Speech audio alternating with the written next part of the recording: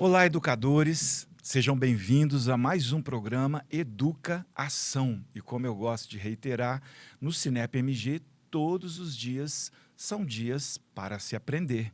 E hoje, de forma muito especial, nos encontramos aqui com a Júlia, do Ministério do Trabalho, que vem trazer aqui algumas perspectivas, vislumbres, algumas diretrizes e orientações envolvendo esse mundo amplo, esse universo dinâmico do emprego e do trabalho, não é, Júlia?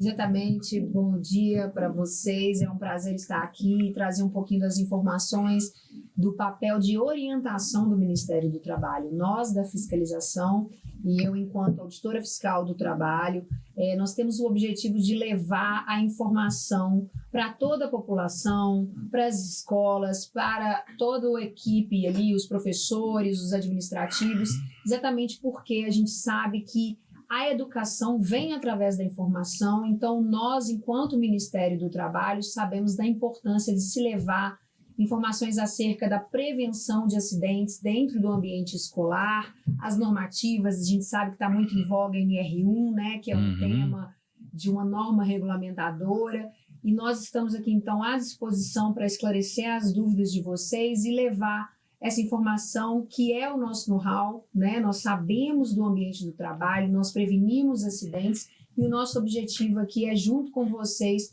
educar e agir, né? Prevenir. Arrasou, viu, Júlia? Já começou com a etimologia aqui, trabalhando toda a aplicação realmente da finalidade do nosso programa. Júlia, antes, quero saber um pouquinho de você, nós já soubemos que você fez formação em comunicação, não é verdade? E também um pouquinho dessa, digamos, vivência que envolve o trabalho, porque você veio para o Ministério do Trabalho e a fonte, família, não é verdade? Você é filha de trabalhador ou filha de empresário, empreendedor? Como é que é a sua história lá na fonte? Conta para nós. Bom, a minha primeira formação foi como Relações Públicas, né? Eu trabalhei na área, principalmente na Fiat, nessa área de comunicação corporativa, nos eventos de lançamento dos carros. Não pode falar muito a época, né? Os meus carros eram o novo Fiat, a família Palio, 2002, 2004, que não tem nada de novo, doblou. Então, assim, mas foi um prazer e um privilégio trabalhar nessa empresa que é linda e eu realmente tenho deliciosas lembranças. Então, a minha parte de comunicóloga foi desenvolvida lá. Depois eu fiz concurso público e passei em 2007 para auditora fiscal do trabalho. Comecei em Valadares, de 2007 a 2010. Depois eu fui chamada para coordenar projetos de fiscalização. Eu acho que muito por essa pegada da comunicação que é forte, que eu gosto, e eu acho que é importante a gente levar a informação, a orientação, e que o governo federal carecia muito, talvez, e ainda carece, né, de profissionais de dentro do governo que levem a informação corretamente, de uma forma clara, transparente, que entenda as demandas dos setores econômicos, que são diversas. Então, o problema do setor de mineração, o desafio deles no cumprimento da norma trabalhista é diferente do setor da educação, né? Então, a gente tem que entender, ouvir, assentar, conversar, para levar a informação da melhor forma possível, e ajustes são necessários, muitas vezes, no andar, né, dos projetos. Então a gente também cria essas aberturas, e eu acho isso importante, e isso é uma coisa que me motiva, que me move. Eu acho também porque sou filha de professores, minha mãe aposentou como professora de filosofia na UFMG, na FAI, então ela também foi para essa área educacional.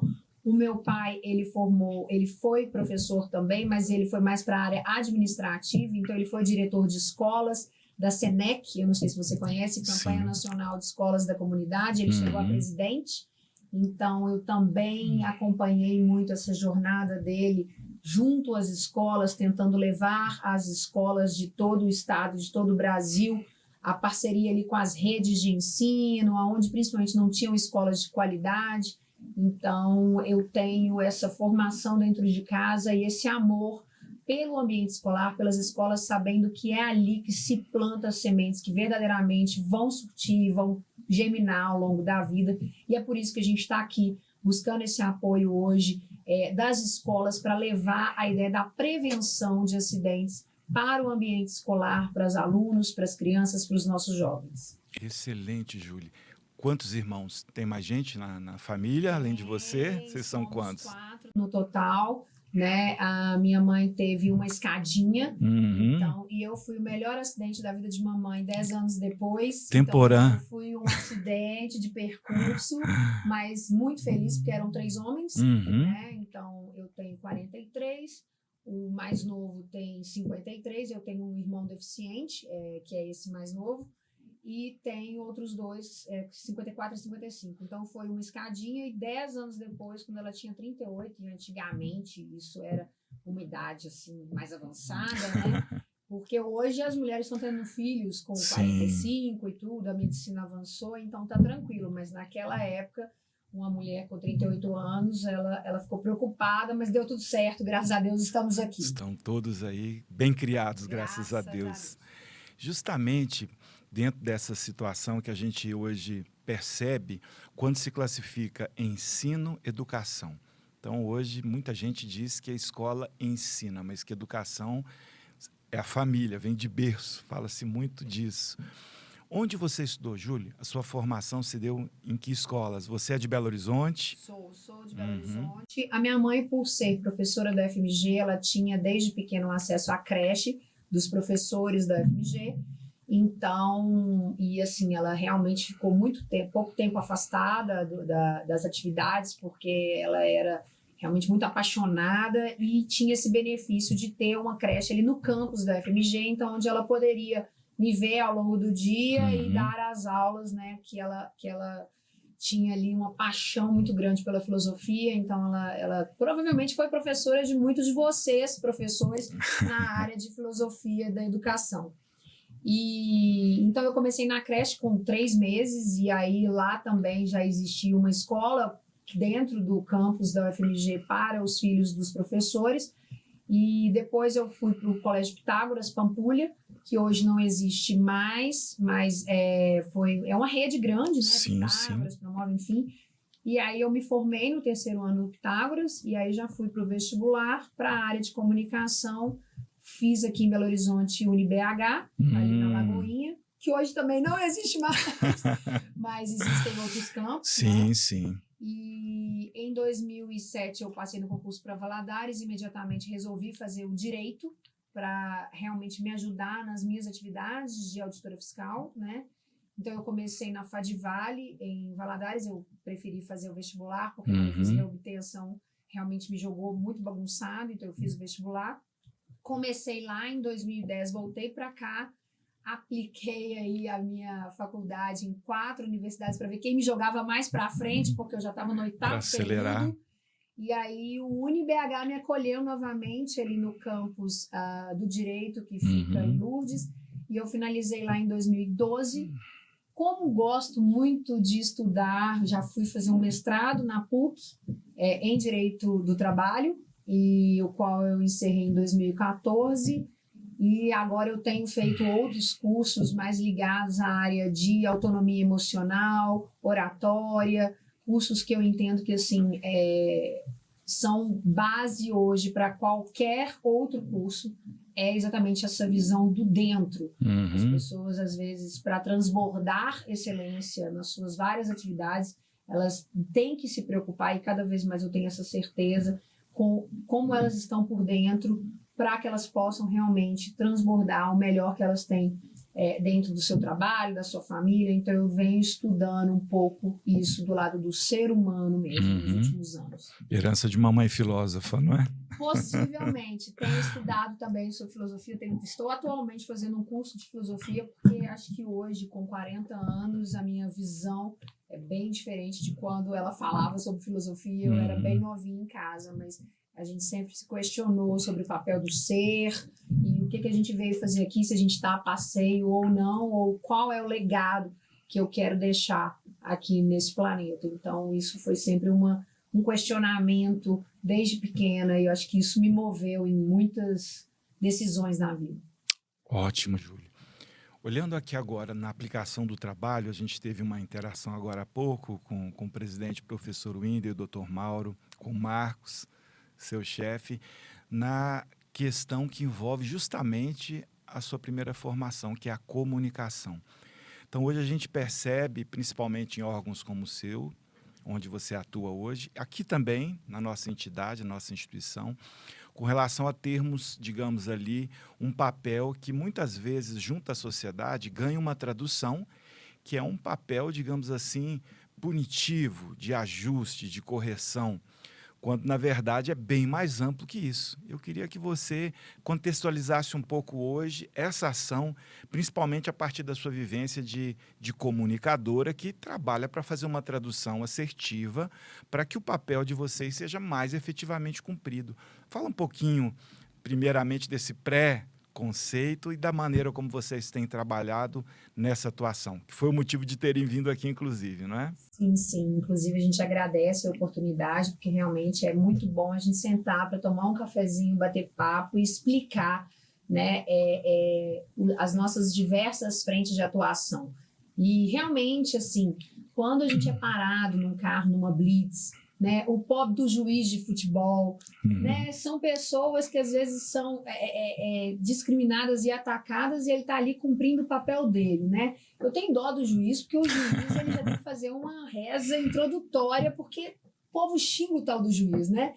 E os dois times. Sim. E o policial, quando você para numa blitz, ele está aqui cumprindo o papel dele. E assim, muitas vezes ele está evitando que um carro sem farol, né, siga a viagem e possa acarretar num acidente. Um carro que está com pneu careca possa derrapar e às vezes matar uma família que não tem nada a ver com aquilo. Então a gente tem que entender que são profissões importantes, né? E com a auditoria fiscal do trabalho não é diferente. Nós temos e percebemos isso, e eu como comunicadora, eu vejo esse olhar, né, de que as empresas têm um olhar que não é o olhar adequado, porque a gente tem um papel, primeiro, preventivo, de orientação, que é esse trabalho que a gente está buscando fazer conjuntamente aqui com vocês, que é levar ao conhecimento das empresas, dos trabalhadores, o que é a legislação trabalhista, como ela deve ser cumprida, nem mais nem menos, porque às vezes a gente vê exageros, né, sendo oferecidos pelas consultorias, que às vezes se propõem a orientar os empresários. Então, a gente tem esse papel orientador por lei.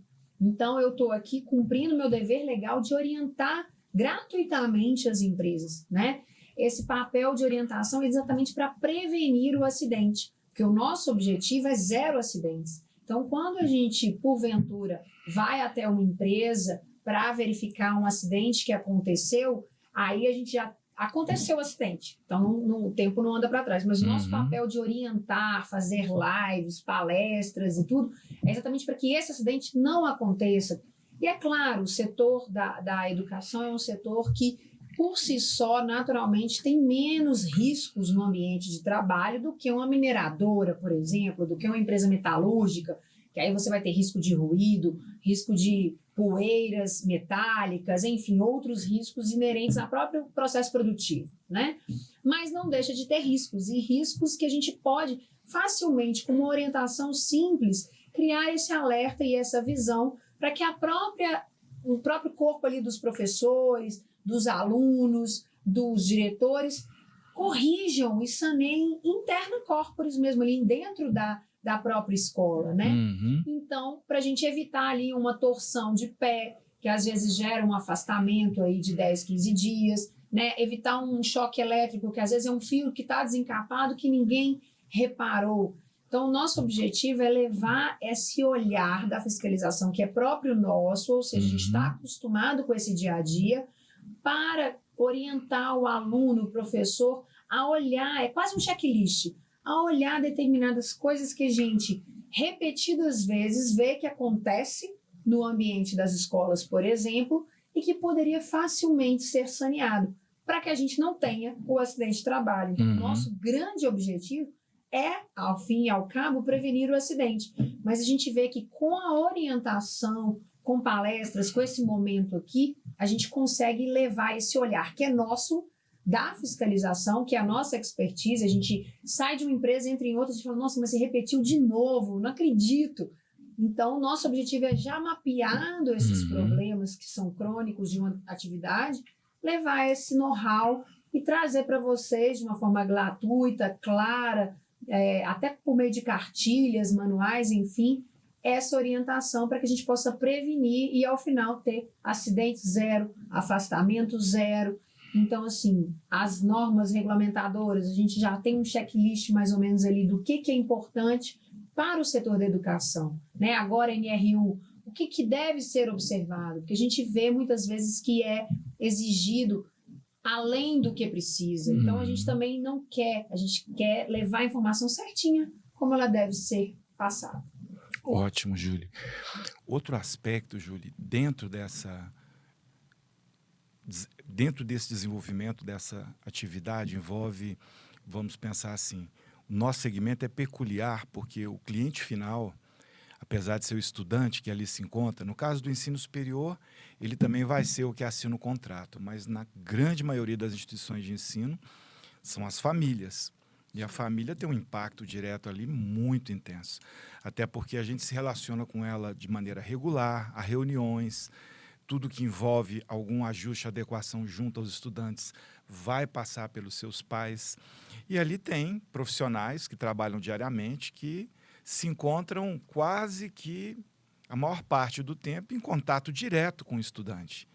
Isso acaba também envolvendo, implicando riscos que, para além do docente, impacta na criança, no estudante. É diferente. Outro aspecto, o vínculo do relacionamento com o cliente final, ele às vezes, eu, por exemplo, sou pai já de uma moça que já vai para quase 30 anos. Ela estudou quase a vida inteira num colégio só, então eu fui cliente daquele colégio por uma década praticamente. Tem algum impacto disso na ação do trabalho de vocês? Porque é um segmento diferente. Eu não sei se outros vai ter essa dinâmica, a não ser o do ensino. O impacto, ele é maravilhoso, e é exatamente esse o nosso objetivo com essas alianças, nessa busca da parceria pela orientação. Porque o risco de acidentes, ele existe não só no ambiente escolar, mas ele existe nas casas. Então, quando eu levo esses alertas, que pela nossa prática são alertas de um fio que está desencapado, de um risco de queda de um andar superior ao solo, essa criança, esse adolescente, leva esse conhecimento para o seu dia a dia. E o seu dia a dia envolve também o ambiente da sua família, a sua casa. Então, ele muitas vezes ele desperta para aqueles perigos que estavam escondidos ali dentro da sua casa, aqueles riscos que às vezes ele não se atentava, e começa a criar um ambiente seguro, não só dentro da escola, que foi onde ele recebeu a informação, mas dentro de casa. E, às vezes, a gente já teve situações dele contribuir com a melhoria do ambiente do trabalho dos pais.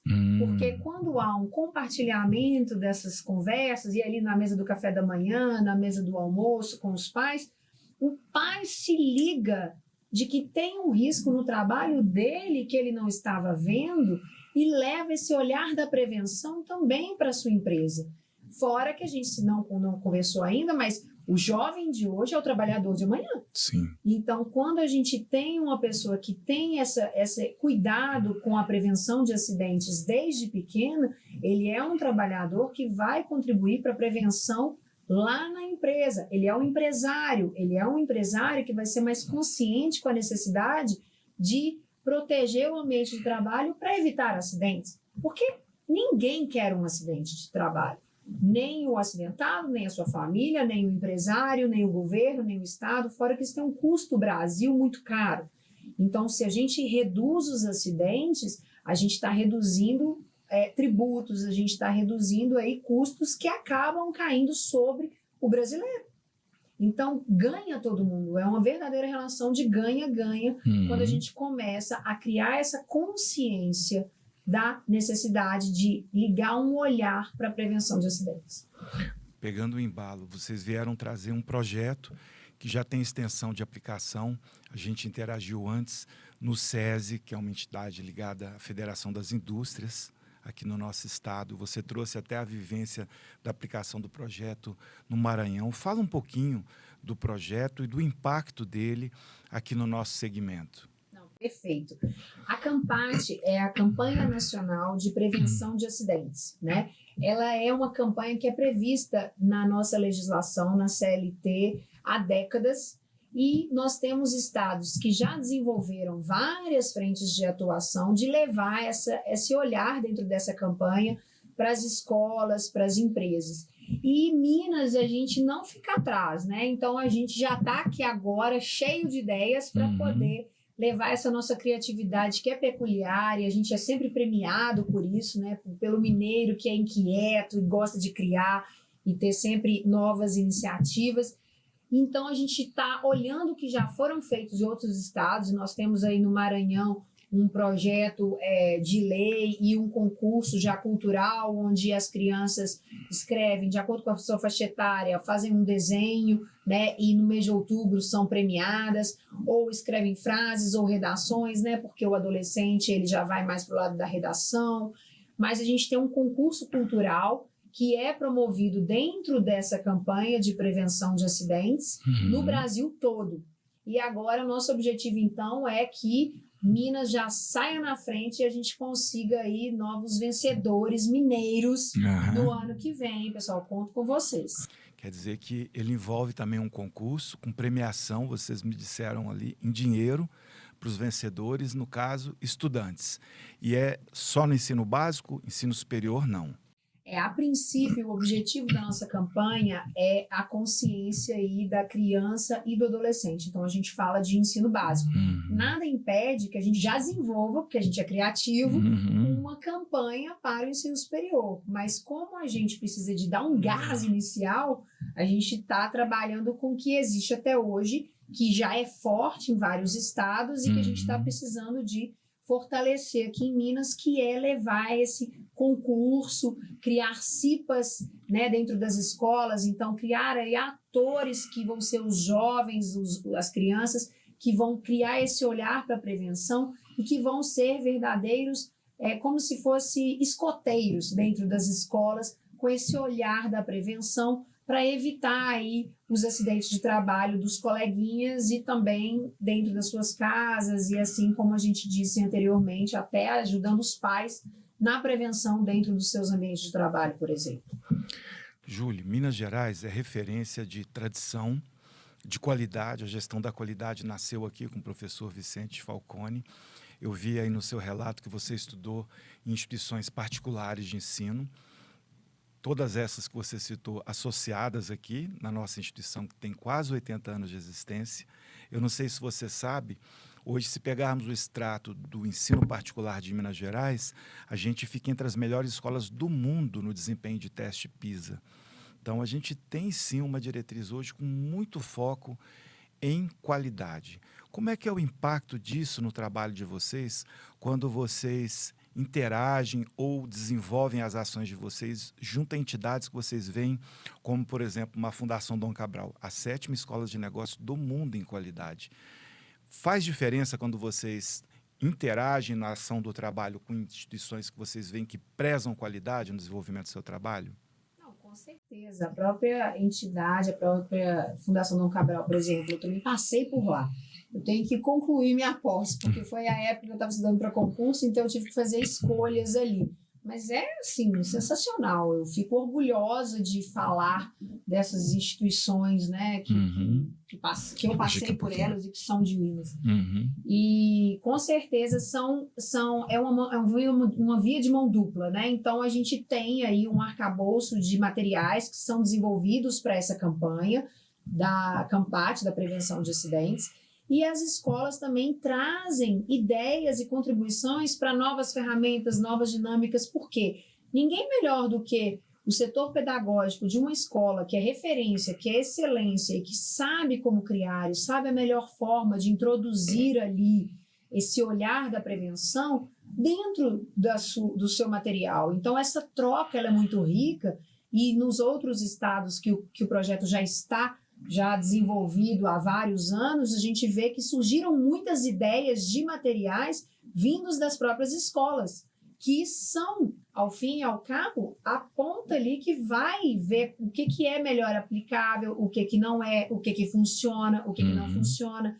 Então, essa troca ela é muito rica, porque a gente constrói a campanha que não é engessada com essas experiências e com esses materiais que estão sendo criados pelas escolas. Então, a gente, na verdade, quer ouvir as escolas via o Cinep, exatamente educando e agindo e executando e construindo juntos esse projeto, essa campanha, para que cada ano ele se fortaleça mais e a gente crie novos materiais, novas ferramentas para levar essa conscientização da prevenção de acidentes para as nossas crianças, para os nossos jovens, enfim, para essas futuras gerações, né, do nosso país.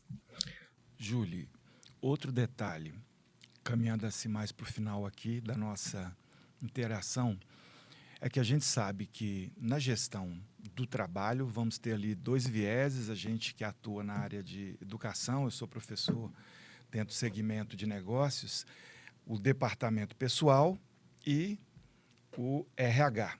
Até a Mariana, que está nos respaldando aqui na técnica, tem formação em RH. E a gente vê, sabe, que o Ministério do Trabalho é Ministério do Trabalho e do Emprego, não é verdade? Existe ali alguma interface de vocês, não só com os aspectos técnicos relativos à questão da regulação, que é mais vinculada à DP, que é uma das principais capacitações que a gente oferece para as escolas aqui, com a outra área que é mais, digamos ali, humanista, da gestão de pessoas, do RH. Como é que é essa construção ali dentro do desenvolvimento de vocês, junto às empresas, aos órgãos? Conta para nós. Bom, nós temos, como eu disse desde o início, né, esse papel de orientação. Então, a gente pode desenvolver e já desenvolve, né, muitas vezes o atendimento a dúvidas, né, das empresas. Tem um setor de mediação no Ministério do Trabalho também, que às vezes esclarece ali, media conflitos de interesse, né, entre as partes. E a fiscalização por si só, que é outra área do Ministério do Trabalho, que atende aí às demandas de fiscalização de uma forma geral. Mas o RH, então, por exemplo, existem as normas trabalhistas de registro, jornada, descanso. O setor da educação, existem regras específicas, né? E aí a gente pode desenvolver uma frente de orientação, se vocês entenderem que é uma forte atuação e uma demanda das empresas por aí, uma live de orientação específica das normas trabalhistas que suscitam mais dúvidas.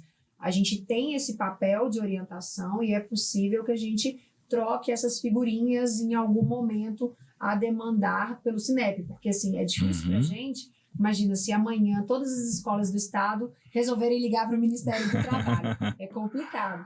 Então, a gente a gente gosta de ouvir as demandas via entidade representativa, que no caso é o Cinep.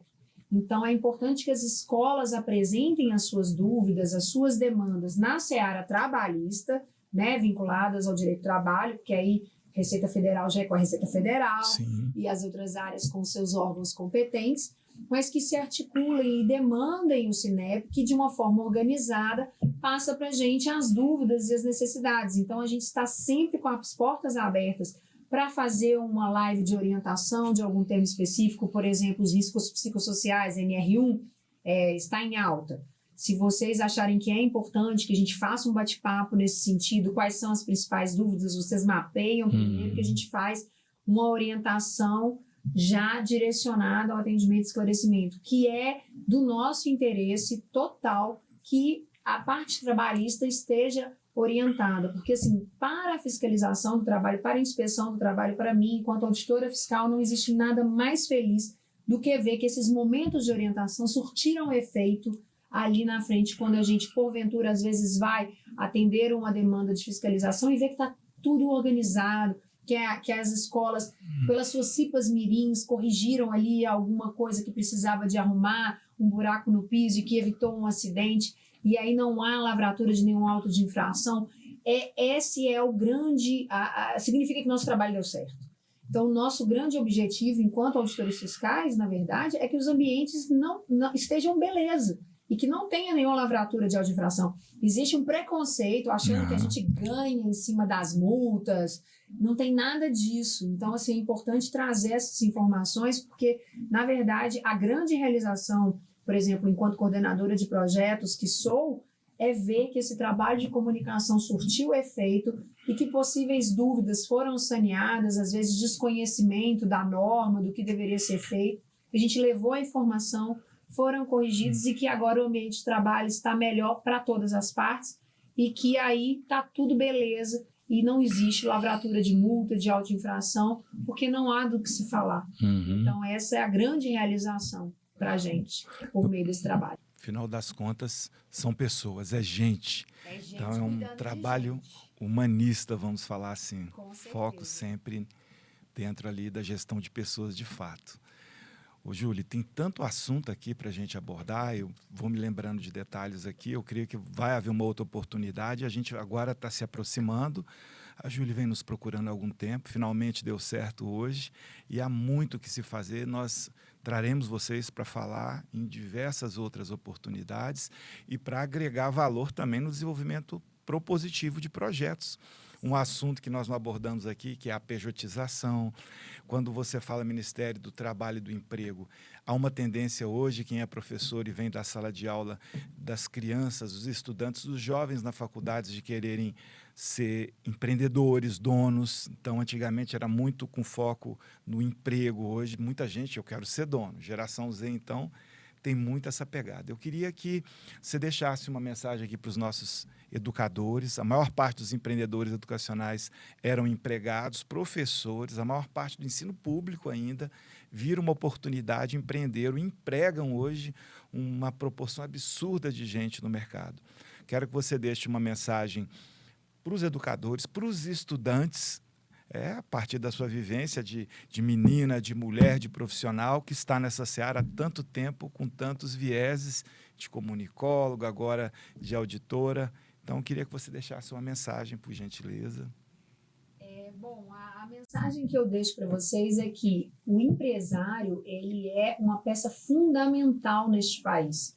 Então, nós temos que caminhar juntos. Então, empreender não é para todos, porque, como vocês sabem, é necessário ter muita energia e é um projeto que é quase que 24 horas, a gente sonha, né, pensando naquele projeto, que é um sonho que se realiza, mas realmente assim, a gente vê que tem sido plantado na cabeça dos nossos jovens de que empreender é para todos.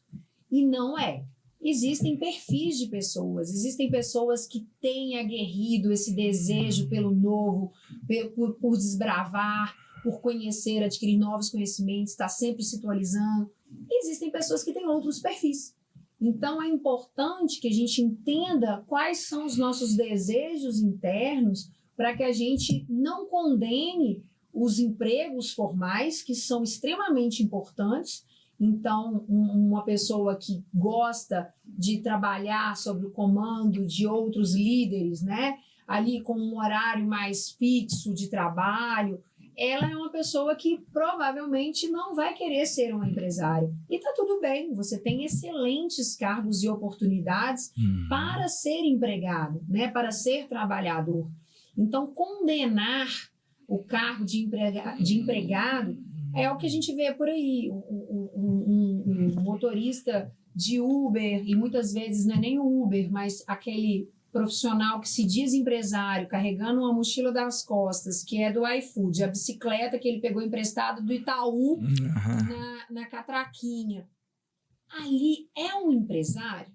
A gente tem que se questionar, porque ele se acha e se diz empresário. Mas realmente empreender não é para todos. E essas relações é que a gente tem que realmente olhar com uma certa crítica, porque a gente não pode entender que qualquer pessoa que se diz empresária é realmente empresária, né? Então, agora, empreender para quem topa as regras do jogo, que é empreender, é fantástico, é fabuloso, é desafiador. Eu já fui empresária bem nova, aos 16 anos. Então, assim, para quem gosta, é realmente fantástico. E eu acho que cada um tem que olhar o seu perfil, não condenando nem quem é empresário e nem quem quer ser trabalhador. Excelente, Julie. Muitíssimo obrigado pela sua disponibilidade, pelo seu tempo. Eu sempre disse para os meus alunos, quando fui professor de cultura empreendedora, que empreende quem usa o que aprende. Nós temos empregados empreendedores, trabalhadores empreendedores. Eu me lembro do seu Amado, quando fui diretor da faculdade Senac, que era o nosso jardineiro e que fazia toda a diferença na nossa vida, cuidando bem da nossa frente. E quero deixar para encerrar, aguardando vocês no próximo programa, e a Júlia em várias outras oportunidades, com uma frase de um grande pensador do mundo do trabalho, da gestão de pessoas, que foi o professor Marco Aurélio Ferreira Viana, que ele diz que nós não somos seres profissionais, somos seres humanos engrandecidos espiritualmente pela atividade profissional. Maravilha. É isso. Nossa, Muito obrigado, Júlio, mais uma vez, viu? E até a próxima, gente. Muito obrigado, viu? Pessoal. Até logo.